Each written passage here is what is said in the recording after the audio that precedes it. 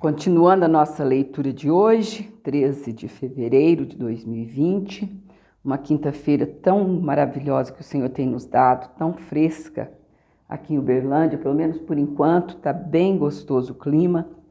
Agora nós vamos ler aqui Êxodo 5, né?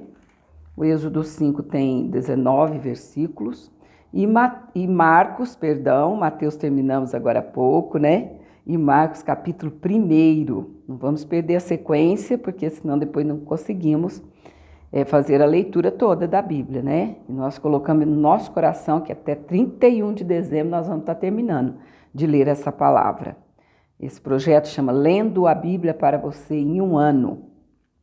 E tem sido bênção, graças a Deus, para muitas vidas já. E eu tenho certeza que você nos ajudando a estar compartilhando essa palavra, ela vai chegar a muitos corações, em nome de Jesus.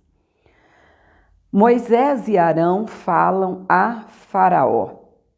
E depois foram Moisés e Arão e disseram a Faraó: assim diz o Senhor, Deus de Israel: deixa ir o meu povo para que me celebre uma festa no deserto.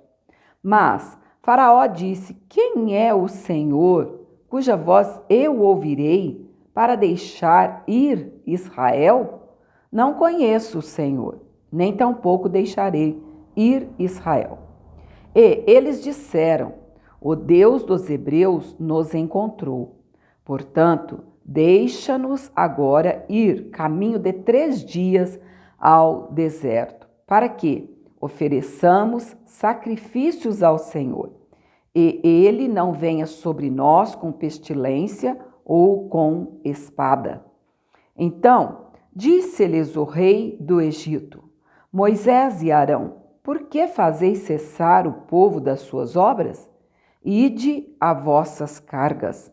E disse também Faraó: eis que o povo da terra já é muito, e vós os fazeis abandonar as suas cargas. Faraó aflige os israelitas. Portanto, deu ordem Faraó, naquele mesmo dia, aos exatores do povo e aos seus oficiais, dizendo: daqui em diante não torneis a dar palha ao povo para fazer tijolos, como fizeste ontem e anteontem. Vão eles mesmos e colham palha para si. E lhes imporeis a conta dos tijolos que fizeram ontem e anteontem. Olha só, está aumentando. Quando a bênção está para chegar, amados, a luta parece que fica mais travada. Mas o certo é que a vitória é nossa, em nome do Senhor Jesus.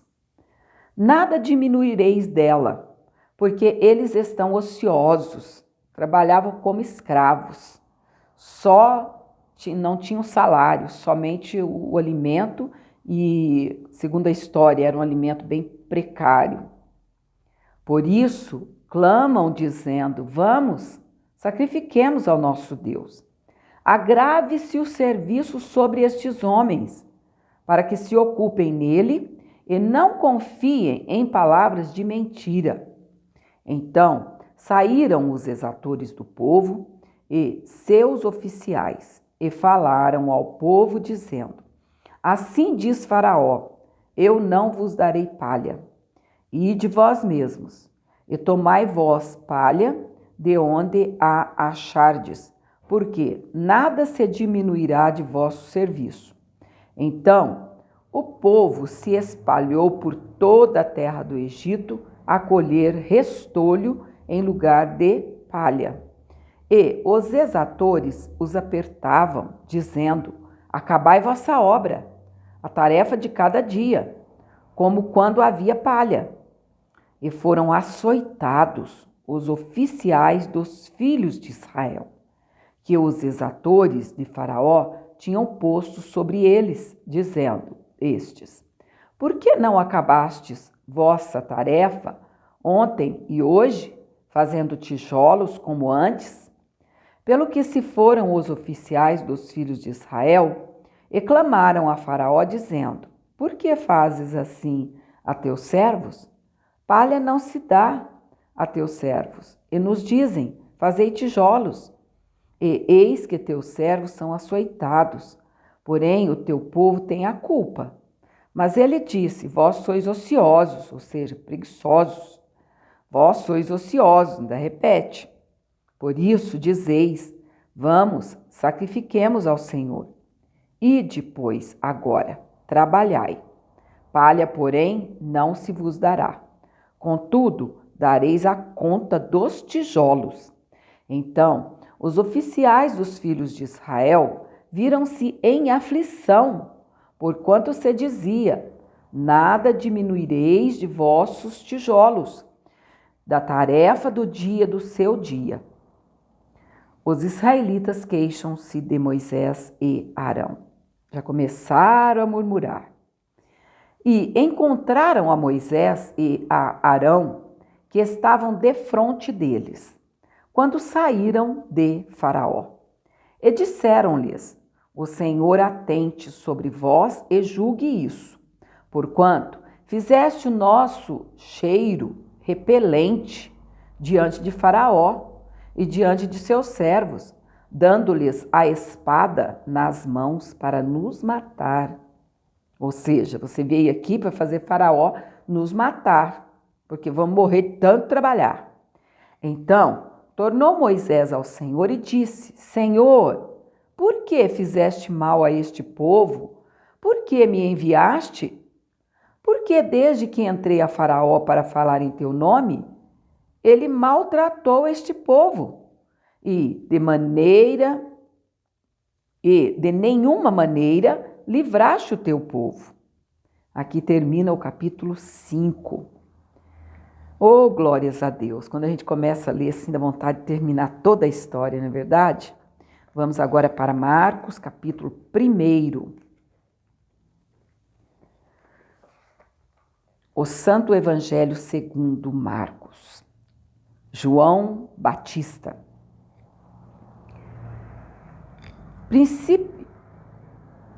Princípio do Evangelho, eu entendi que era principiou João o Evangelho, mas não, aqui é princípio do Evangelho, mas é de Marcos. Princípio do Evangelho de Jesus Cristo, Filho de Deus. Como está escrito no profeta Isaías, eis que eu envio o meu anjo ante a tua face, o qual preparará o teu caminho diante de ti. No caso, João Batista. Voz do que clama no deserto, preparai o caminho do Senhor, endireitai as suas veredas. Apareceu João, batizando no deserto e pregando o batismo de arrependimento para remissão de pecados. E toda a província da Judéia e todos os habitantes de Jerusalém iam ter com ele. E todos eram batizados por ele no rio Jordão, confessando os seus pecados. E João andava vestido de pelos de camelo e com um cinto de couro em redor de seus lombos. E comia gafanhotos e mel silvestre. E pregava dizendo, após mim vem aquele que é mais forte do que eu, do qual não sou digno de, abaixando-me, desatar a correia das sandálias. Eu, em verdade, tenho-vos batizado com água. Ele, porém, vos batizará com o Espírito Santo. O batismo e a tentação de Jesus. E aconteceu, naqueles dias, que Jesus, tendo ido de Nazaré, da Galileia, foi batizado por João no rio Jordão. E, logo que saiu da água, viu os céus abertos e o Espírito, que como pomba descia sobre ele. E enviou-se uma voz dos céus que dizia, Tu és o meu Filho amado, em quem me comprazo. E logo o Espírito o impeliu para o deserto. E ali esteve no deserto 40 dias, tentado por Satanás. E vivia entre as feras, e os anjos o serviam. a vocação dos primeiros apóstolos. Marcos ele dá um relato aqui sobre a tentação de Jesus, bem assim, resumido. Porém, quando, eu acho que é Lucas, né, que dá o detalhe mais minucioso, ele diz claramente que aqui, olha, ele vivia entre as feras e os anjos o serviam, mas foi lá no final dos 40 dias, não é que serviam todos os dias não, porque ele ficou 40 dias e 40 noites no deserto em jejum absoluto.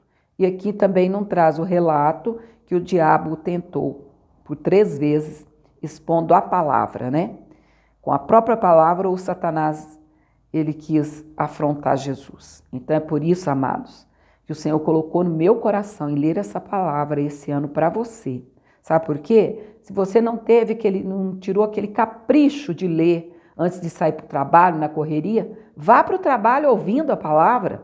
A palavra do Senhor diz assim, olha, bem-aventurado o que lê, também bem-aventurado o que ouve a profecia deste livro, ou seja, o livro dessa profecia. Vocação dos primeiros apóstolos. E depois que João foi entregue à prisão, veio Jesus para a Galileia. Esse capítulo aqui é bem grandinho também, viu, de Marcos. Ele tem 45 versículos. Pregando o evangelho do reino de Deus e dizendo, o tempo está cumprido e o reino de Deus está próximo.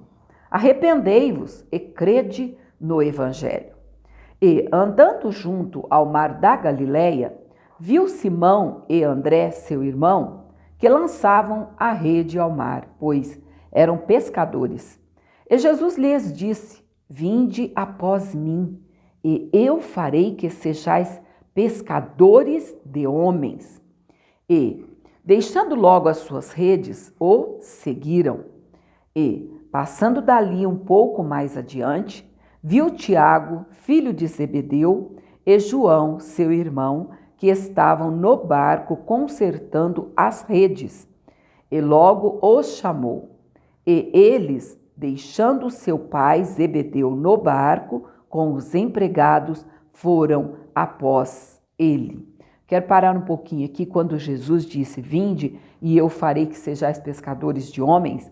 Sabe onde esses homens, cada um deles estavam e ainda estão, os que ainda não foram pescados, que você não teve o capricho de pescar?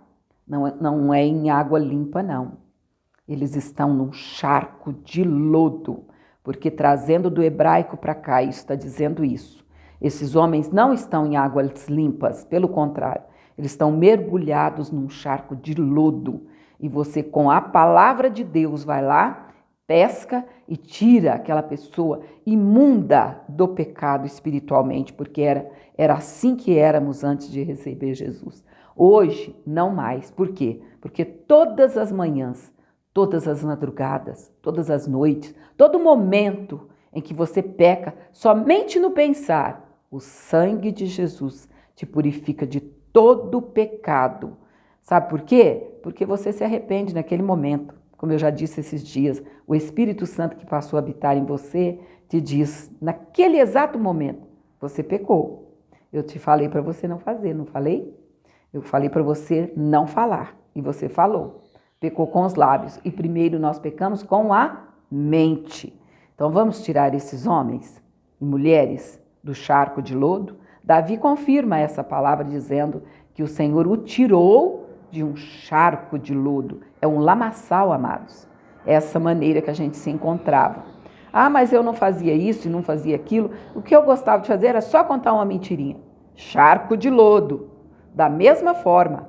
Porque para o Senhor é pecadinho e pecadão. Tá certo que muitos pecados ele abomina mesmo. Abomina, ou seja, ele enoja.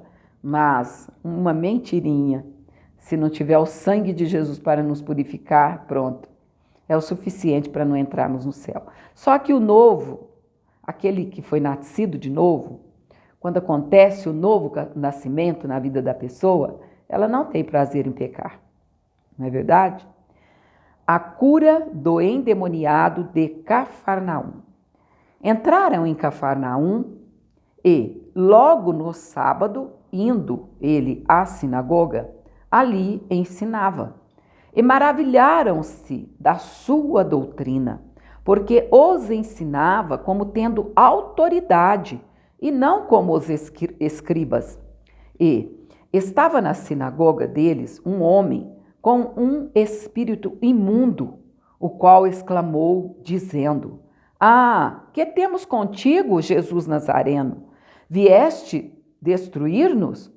Bem sei quem és, o Santo de Deus. Amados, quando o inimigo usa alguém, porque esse aqui o homem estava falando, mas quem estava falando na boca dele era Satanás, para dizer para você que você não é amado do Pai, que você não é filho de Deus. Por isso que eu gosto de sempre saudar os meus amados e amadas como amados e amadas do Pai, independentemente até se ele aceitou Jesus ou não. Por quê? Porque Deus o amou também, de tal maneira que entregou seu filho. Você é amado sim. Ah, mas eu ainda não faço parte da filiação pelo sangue de Jesus. É só você crer e dizer para o Senhor: eu recebo essa filiação através do teu sangue. Só assim nós podemos ser salvos, não é verdade? E repreendeu-o Jesus dizendo. Então, o espírito imundo, agitando-o e clamando com grande voz, saiu dele. E todos se admiraram, a ponto de perguntarem entre si, dizendo: que é isto? Que nova doutrina é esta? Pois, com autoridade, ordena aos espíritos imundos e eles lhe obedecem. E logo correu a sua fama por toda a província da Galileia. A cura da sogra de Pedro. Aqui o Marcos ele vai dar vários versículos do 29 ao 39 para explanar essa cura. Oh, glória a Deus! E logo saindo da sinagoga, foram à casa de Simão e de André, com Tiago e João.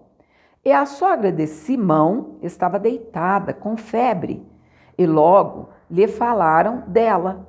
Então, chegando-se a ela, tomou-a pela mão e levantou-a, e a febre a deixou, e servia-os. Oh, amados, como é maravilhoso! No momento que Jesus a tomou pela mão, foi no seu aposento, a tomou pela mão, a febre a deixou, não sabemos o motivo dessa febre. O certo é que era tão alta a febre que ela estava de cama, estava sem forças.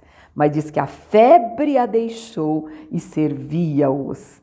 Que maravilha quando a gente coloca esse propósito, amados, no nosso coração. Jesus, faça isso por mim, me cura, Senhor, me tira essa fraqueza, essa indisposição.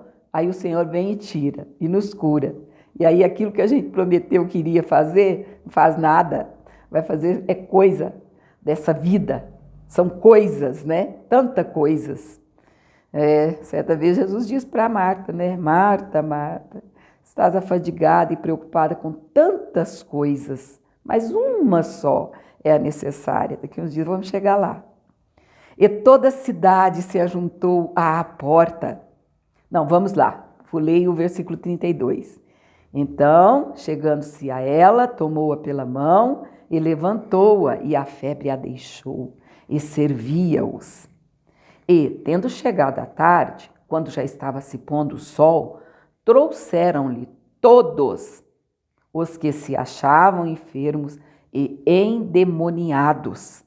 E toda a cidade se ajuntou à porta. Quando eu leio essa passagem aqui, sempre eu tenho que parar para poder meditar e viajar no túnel do tempo de Deus. Quando eu era criança, eu gostava de assistir esse filme, O Túnel do Tempo. Agora não. Agora eu não preciso disso mais, sabe por quê? Porque eu viajo no túnel do tempo de Deus todos os dias.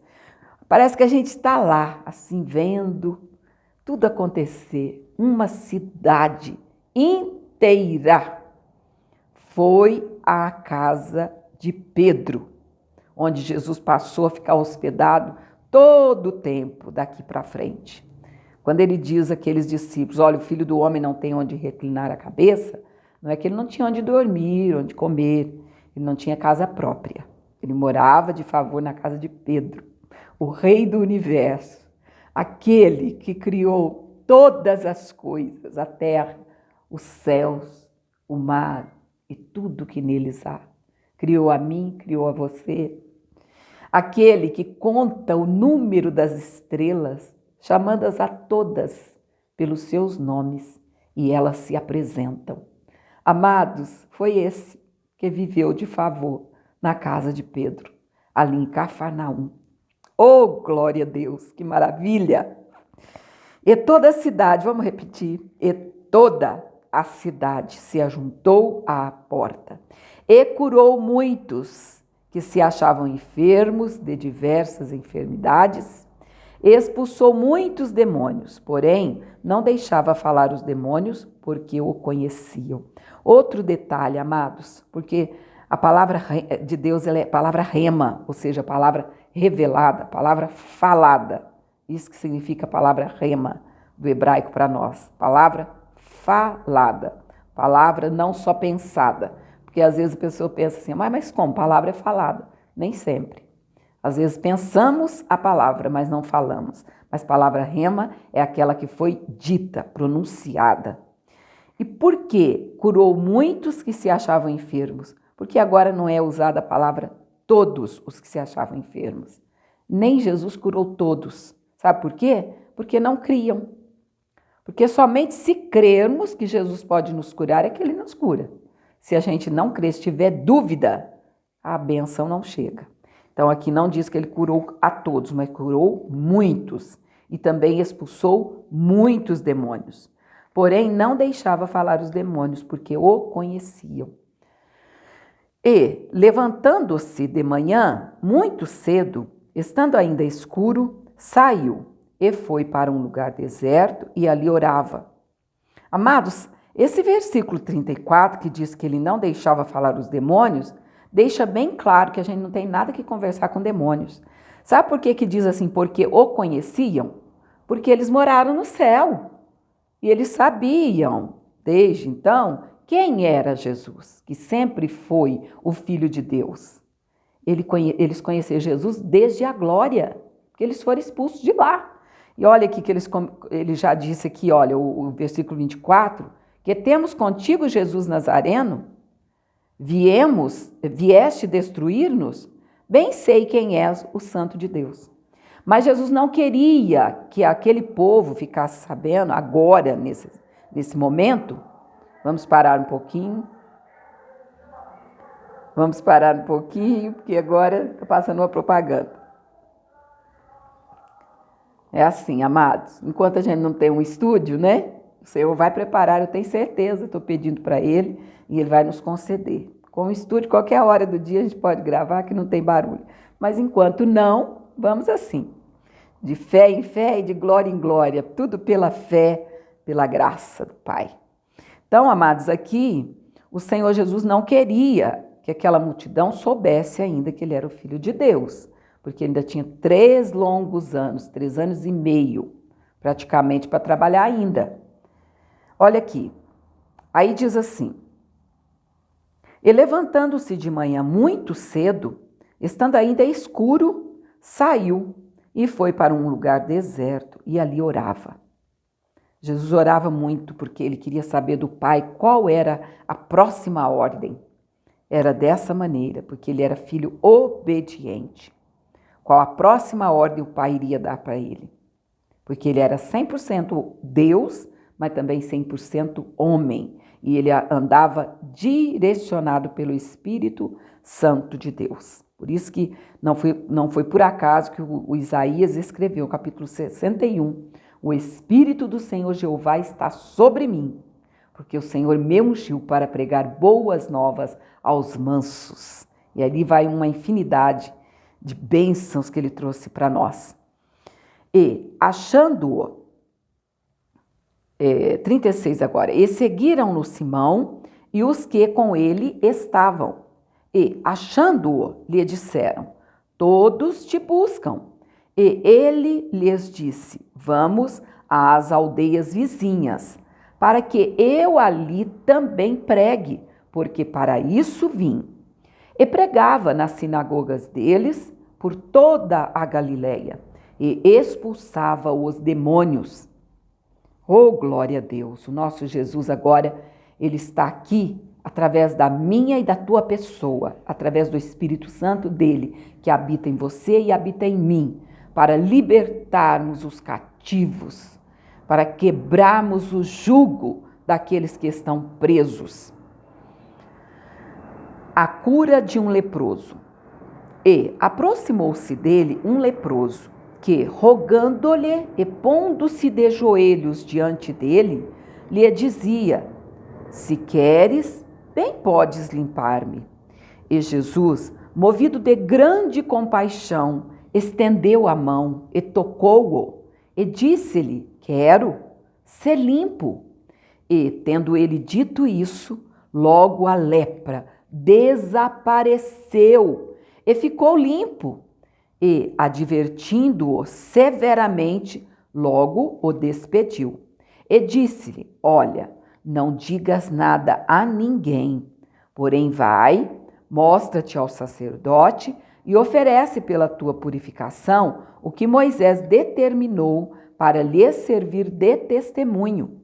Mas, tendo ele saído, começou a apregoar muitas coisas e a divulgar o que acontecera, de sorte que Jesus já não podia entrar publicamente na cidade, mas conservava-se fora, em lugares desertos, e de todas as partes iam ter com ele.